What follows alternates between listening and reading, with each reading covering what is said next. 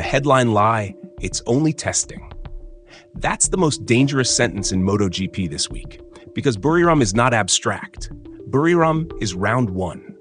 The same asphalt that produced a 1 minute 29.262 seconds lap from Marc Marquez on Saturday will decide points in 7 days.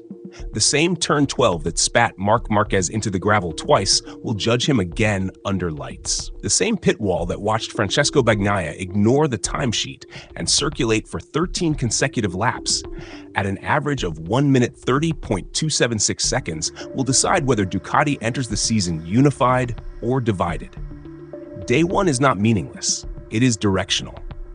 The headline says Marc Marquez leads the final preseason test with a 1 minute 29.262 seconds lap. Marc Marquez sits second, just 0.129 seconds behind despite 2 crashes. Franco Morbidelli is third, Marco Bezzecchi fourth, Johann Zarco fifth.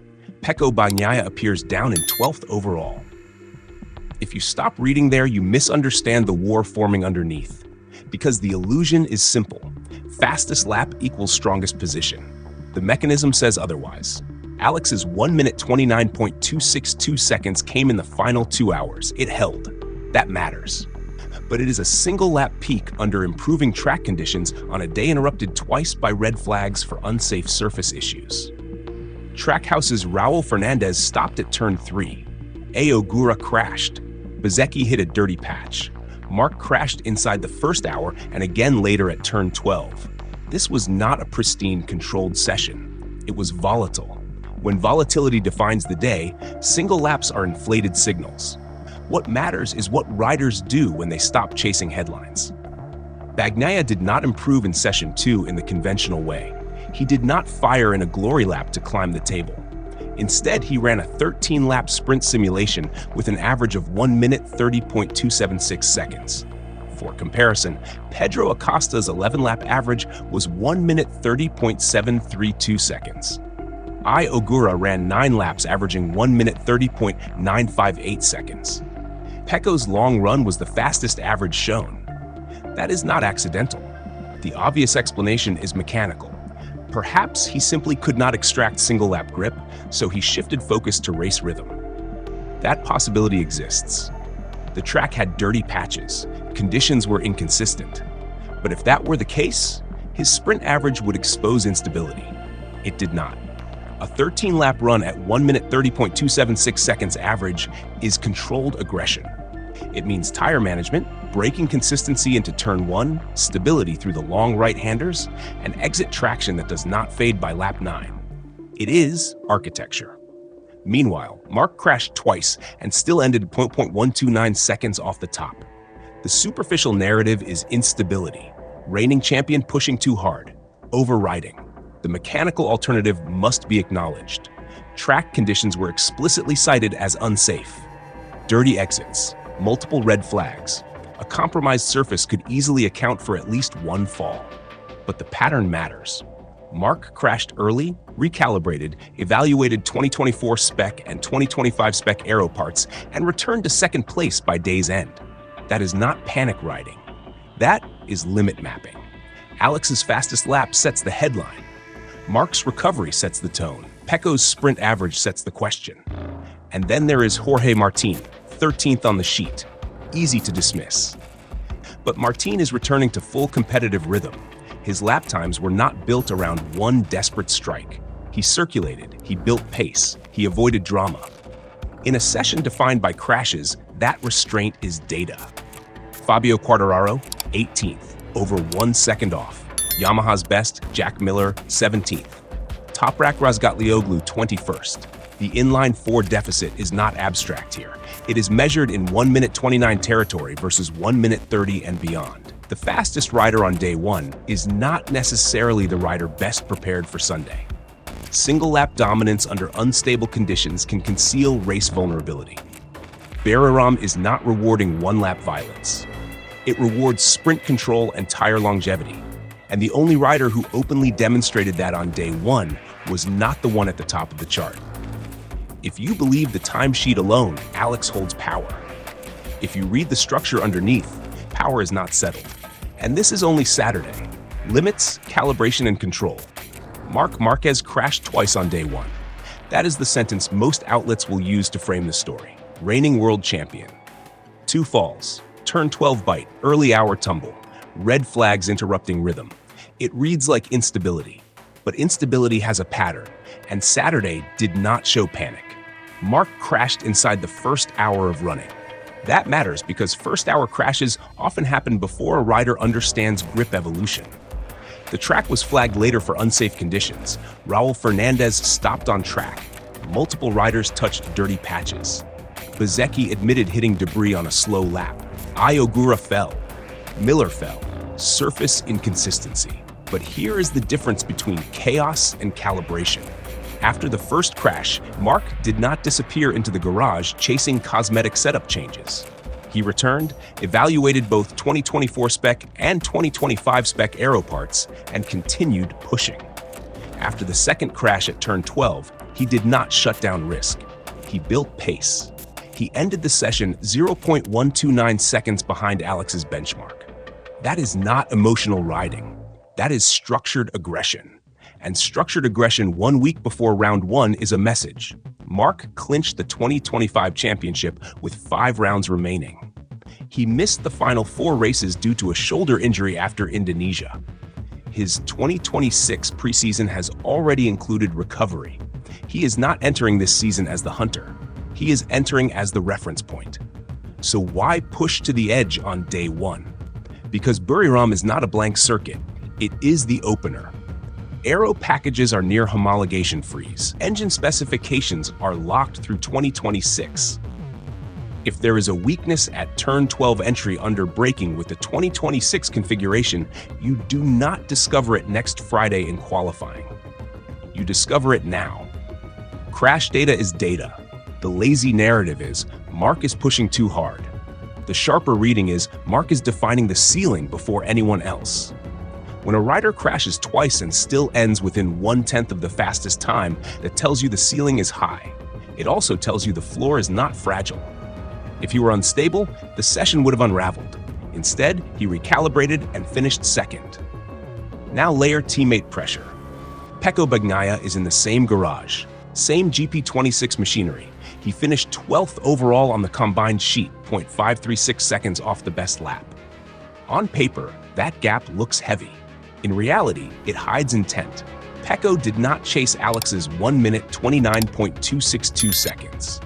He did not counter Marc's rebound. He ran 13 laps, averaging 1 minute 30.276 seconds. You do not accidentally run a structured sprint simulation on day 1 at the same venue hosting round 1 unless you are prioritizing Sunday math over Saturday ego. Perhaps Pecco simply could not extract peak grip for a qualifying style lap. Perhaps the front-end feel over a single attack was incomplete. But if that were the case, the sprint average would expose degradation. It did not. A 13-lap run that outpaces Acosta's 11-lap 1 minute 30.732 seconds average indicates stable tire behavior and repeatable braking markers. That is not damage control.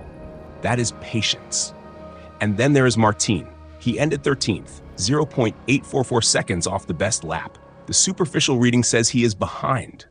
The deeper reading asks, did he crash? Did he force red flags? Did he spike then fade? No.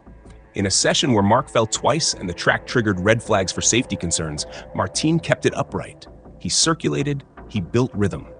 For a rider returning to full competitive tempo, that discipline matters. The pressure architecture here is layered. Marc, defending champion, calibrating the ceiling. Pecco, factory teammate under redemption narrative, building sprint stability.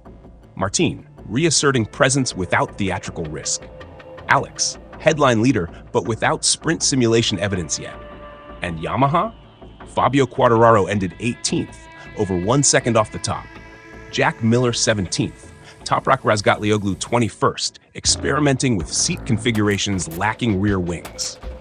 The inline-4 machine remains visibly distant from the 1 minute 29 threshold. If Ducati's internal pressure is controlled combustion, Yamaha's is structural anxiety. Marc's crashes are not a sign of instability. They are a sign that the ceiling is being defined aggressively before the season begins. The danger is not that he fell. The danger for everyone else is that he fell and still finished second. Because once the ceiling is mapped and the risk edges understood, the next step is precision. And precision from a rider who won 11 Grand Prix and 14 sprints in 2025 is not comforting for rivals.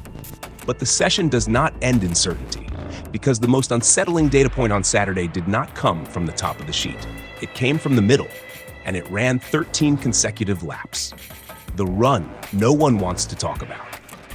There is a reason Francesco Bagnaia did not chase the 1 minute 29 headline, because a 1 minute 29 lap gets you pole position.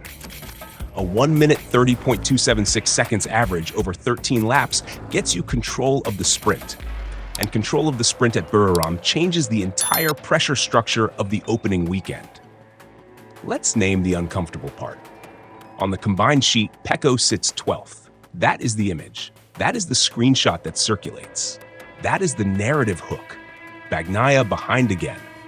But during that 13-lap run, his best lap of Session 2 was set inside the long simulation. That means he was not artificially cooling tires for a single strike. He was building pace as fuel burned off and grip evolved. Pedro Acosta's 11-lap run averaged 1 minute 30.732 seconds. A. Ogura's 9-lap sequence averaged 1 minute 30.958 seconds. Both are strong. Neither matches 1 minute 30.276 seconds over 13 consecutive laps. That gap, roughly 4/10 per lap versus Acosta's average, compounds quickly across 13 laps. Multiply 0.456 seconds by 13 and you approach 6 seconds of accumulated difference in race rhythm. That is not a cosmetic margin. Perhaps Pecco's run was aided by slightly cooler track temperatures or different tire allocation. Testing variables exist, but the data still indicates one thing: stability. And stability 1 week before round 1 is not passive. It is aggressive in a different dimension. Marc defined the ceiling. Alex grabbed the headline. Pecco defined repeatability. Now bring Martin back into the frame. 13th place does not scream threat, but context matters. He returned to riding without theatrical overreach. No crashes, no red flags attached to his name. No desperation for a 1 minute 29 statement.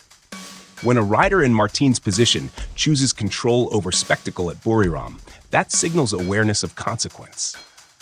The Thai Grand Prix does not reward overextension in the final sector. It punishes overheating rear tires on corner exit. If Martin's Day One focus was long-run balance rather than headline pace, Sunday may reveal more than Saturday did. Then look sideways to Yamaha. Fabio Quartararo's disappointment was visible in positioning alone, 18th, more than 1 second off the benchmark. Jack Miller, 17th. Toprak Razgatlioglu, 21st, experimenting with aero configurations lacking rear wings. Yamaha's issue is not about one lap. It is about structural deficit. When the fastest Ducati circulates in the 1 minute 29 range, and Yamaha's best are orbiting outside that window, you are not fighting for pole. You are fighting for containment. The narrative will obsess over Alex leading by 0.129 seconds over Marc. It will dissect Marc's 2 crashes. It will ask whether Martin is fully back. But the most dangerous signal on day 1 is that Pecco Bagnaia did not need the fastest lap to show he is ready. Because if Pecco enters round 1 with a bike that sustains 1 minute 30.276 seconds across 13 laps without visible degradation, then Marc's limit calibration and Alex's headline lap become only part of the equation. Buriram rewards front-end stability under heavy braking and rear grip preservation through the final sector. A rider who can average 1 minute 30.276 seconds without chasing one-lap glory is a rider planning to control the sprint from lap 3 onward. And if he controls the sprint, Sunday pressure multiplies for everyone else. This is where the pressure architecture tightens. Marc cannot afford unnecessary early crashes in round 1, not with Pecco capable of consistent sprint rhythm. Alex cannot rely solely on peak pace if race averages expose degradation. Martin cannot hide behind return phase if the Ducati structure stabilizes immediately. Yamaha cannot afford another session outside the 1 minute 29 window without internal questions intensifying. Day one does not give us a verdict. It gives us tension. The ceiling has been tested. The averages have been established. The red flags have reminded everyone the surface is unforgiving. And Buriram does not wait. Sunday will conclude testing. Then nothing resets. The same circuit becomes round one. So if you think this is only about who topped Saturday's sheet, you are watching the wrong numbers. The real question is not who was fastest, it is who built something repeatable. And we have only seen the first layer. GP24 doesn't cover MotoGP. We document its wars. Subscribe and enlist.